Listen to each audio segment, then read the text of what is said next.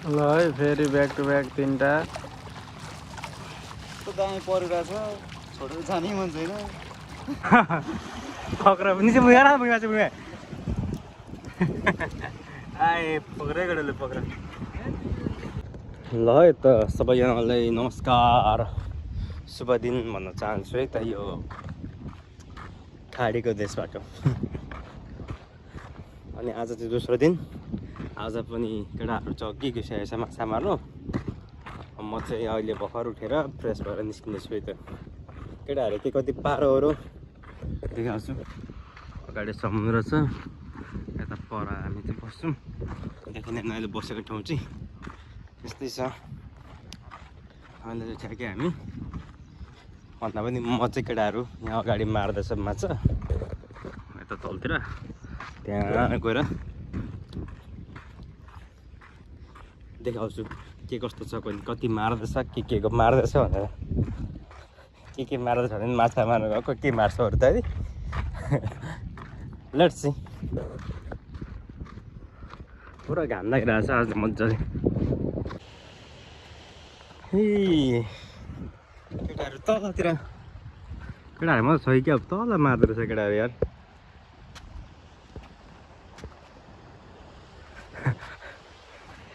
मारिरहेछ है माछा चाहिँ अब गएर हेर्छु म ल भर्खर केटाहरूको स्थलमा आइपुग्यो है ओए कति पार हो कति के होइन आउने बित्तिकै अड्कायो क्या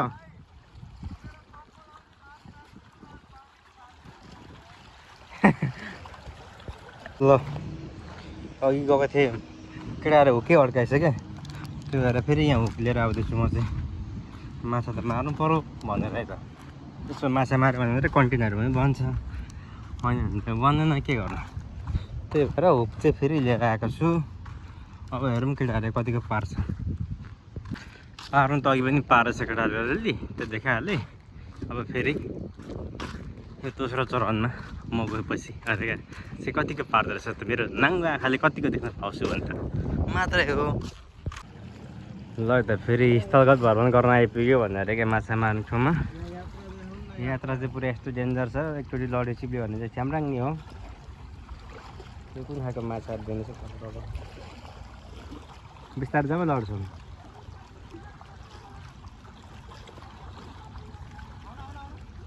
पार जस्तो छ फेरि जाऊ जाऊ ऊ भाइ पठाइदिनुहोस् पखाना म आउने बाटो खोज्दैछु ओइ ओइ ओइ खतरा पारो त यार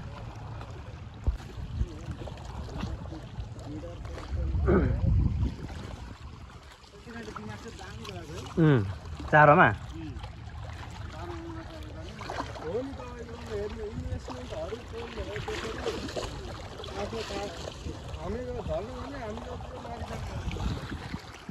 पर पनि मारेर चाहिँ भनेपछि त्यो पल्लो केटाहरू मारेको त्यहाँ पनि नेपालीहरू नै रहेछ यता चाहिँ पाकिस्तान जस्तो छ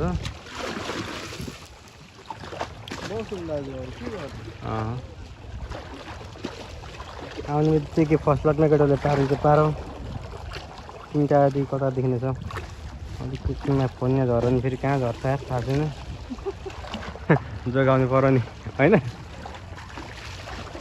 कमेन्ट ओइ ओइ ओइ दुइटा दुइटा पक्रिनु नजाँदा पक्रिन्छ जाप होइन त्यसरी ल यहाँ अर्को माछा आउँदैछ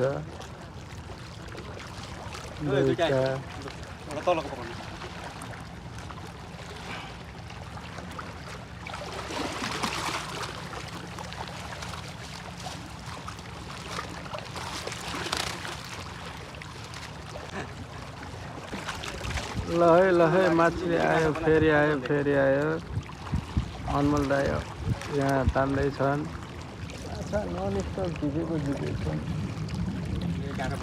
माछा झिक्दा झिक्दा अल्छी लागिसक्यो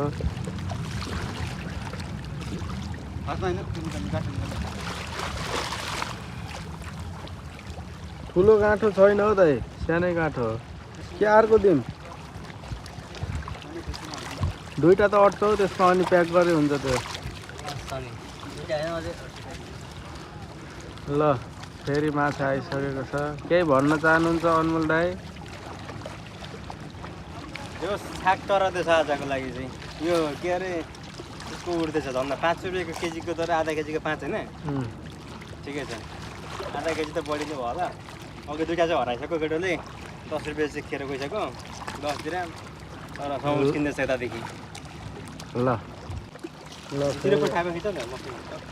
अर्को लट पनि आइसकेको छ। ब्याक टु ब्याक लगातार।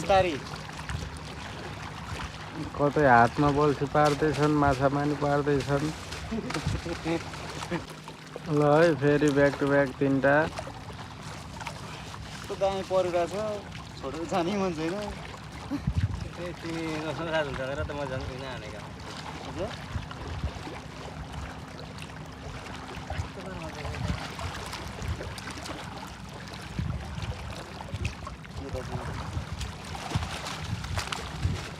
पक्रेर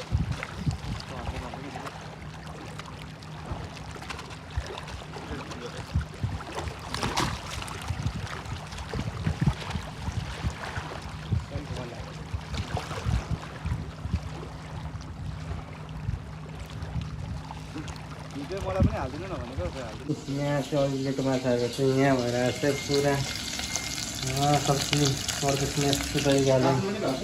माछा चाहिँ यता छ पुरा, टाउको चाहिँ सब खालियो, अनि फ्रेस भएर पकाएर खाइँदैछ है त। त्यही छ।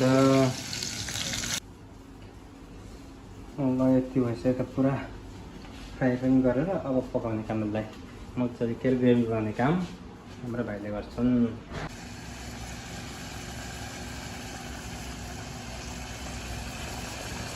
अच्छा दामी गरी पार्दैछ है माछा चाहिँ पकाउनुलाई। अहिले चाहिँ के हुन्छ यो ग्रेभी बनाएको छ, हाम्रो बनिरहेको छ। त्यस पछाडि त्यता स्टेप अरू कुराहरू छ। यता माछा चाहिँ फ्रेसै पुरा समेरको माछा आज पारेको। यो छुट्टीको टाइममा यस्तरी गर्दै दिन बितिरहेछ।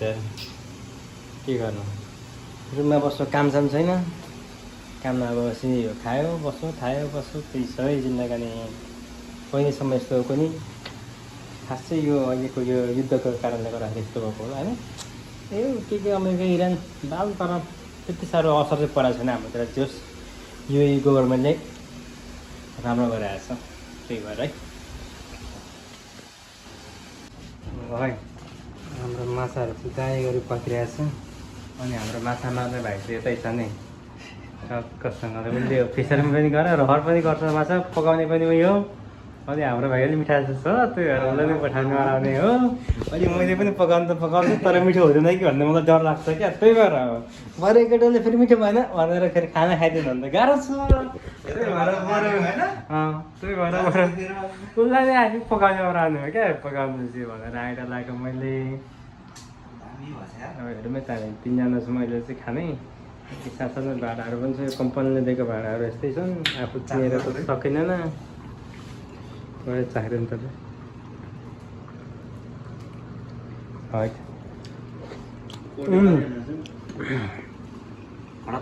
ठिक छ। दुःख गरे अनुसारको मिल्छ है त, भरे खानुपर्छ, काम गराइ। बिचरा चोटपटक लागि काम गरिरहेछ, गर्नु पनि माछा मारिरहेछ, गाह्रो छ नि। यहाँ इन्भेस्ट भएको छ नि, तर यहाँ पनि इन्भेस्ट गर्न त यतिकै त यो पनि पाएको त होइन हामीले।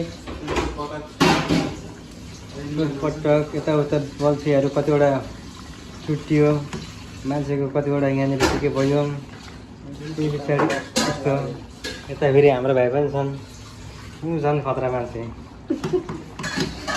गफ लाउनु चाहिँ फेरि अहिलेलाई चाहिँ अन्त लास्टमा दिन्छ।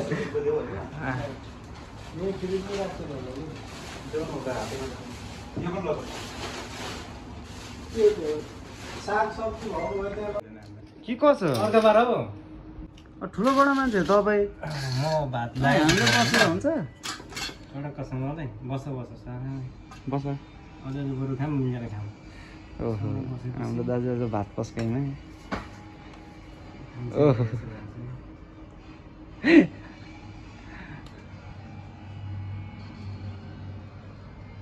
भाडा चाहिँ साह्रै राम्रो भएर पो है भाडा त माटो यो के भन्नु कहीँ नआएको छ नि ए वान छ नि होइन यो भन्छ यो भन्छ। होइन भाँडाको हालत हेर्दा त्यस्तै छ नि त मिसाल हानेको ठाउँमा गएर उठाइहरू ल्याउनु भयो कि पानी पुऱ्याउँदा भाडा त खासै नि है सब्जी चाहिँ हेर न रातोसँग खानेकुराको दिने हो क्या यो भाँडाकुँडाको धेरै चर्चा नगरौँ यार